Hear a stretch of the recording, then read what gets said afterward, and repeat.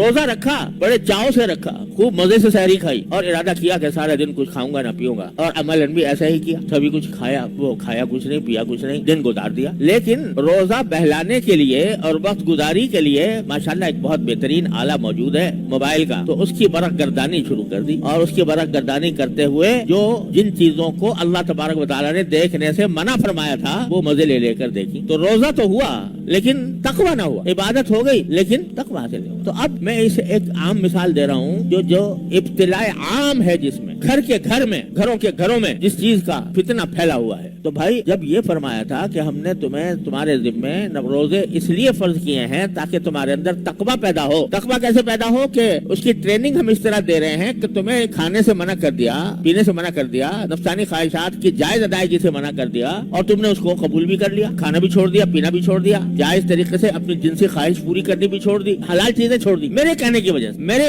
حکم کی تعمیل میں یہ سارے کام تم نے چھوڑ دیے. تو ماشاءاللہ یہ ایک مشق ہو گئی تمہاری کہ اللہ کے حکم کے آگے اپنی ہر خواہش کو قربان کرنے کی ایک مشق ہو گئی. لیکن اگر ایک طرف تم نے حلال چیزیں چھوڑ دی میرے کہنے پر, اور جو چیزیں پہلے ہی سے حرام تھیں وہ نہ چھوڑی, رمضان میں بھی جھوٹ بول رہے ہو, رمضان میں بھی غیبت کر رہے ہو, رمضان کے اندر بھی دل آزاری کر رہے ہو کسی کی, رمضان کے اندر بھی حقوق العباد کے خلاف کام کر رہے ہو, رمضان کے اندر بھی غصہ کر رہے ہو ناجائز, رمضان کے اندر بھی لوگوں کو ستا رہے ہو, رمضان کے اندر بھی تمہاری آنکھیں بند نہیں ہیں گناہ سے, رمضان کے اندر بھی تمہاری زبان گناہوں میں لت پت ہے, رمضان کے اندر بھی تمہارے کان ناجائز چیزیں سن رہے ہیں, غیبت سن رہے ہیں, گانے سن رہے ہیں, موسیقی سن رہے ہیں. کیسا روزہ ہوا یہ؟ لعلکم تتقون تو حاصل نہ ہوا.